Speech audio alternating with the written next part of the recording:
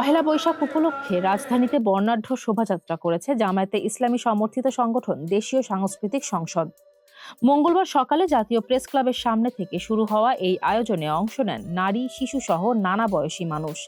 মিছিলে উঠে আসে বাঙালির আদি ঐতিহ্য। শোভাযাত্রার মূল আকর্ষণ ছিল দেশীয় সংস্কৃতির নানা অনুষঙ্গ।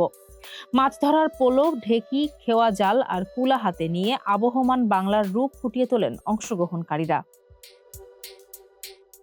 শিশুদের রঙিন সাজ পোশাক আর জারি সারি ভাটিয়ালি গানের সুর উৎসবে যোগ করে ভিন্ন মাত্রা।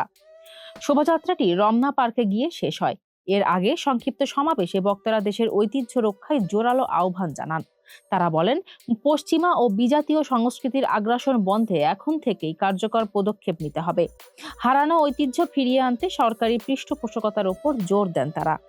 তবে বক্তারা সতর্ক করে বলেন, বাঙালি সংস্কৃতির চর্চা হতে হবে ঈমান ও আকীদা রক্ষা করে। ইসলামী শরিয়া বিরোধী কোনো প্রথা যেন প্রকৃত বাঙালি চেতনার জায়গা দখল না করে, সে বিষয়ে সতর্ক থাকার আহ্বান জানান আয়োজকরা।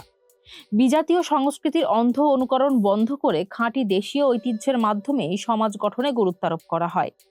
ফারজানা হাসিন, মানবকণ্ঠ।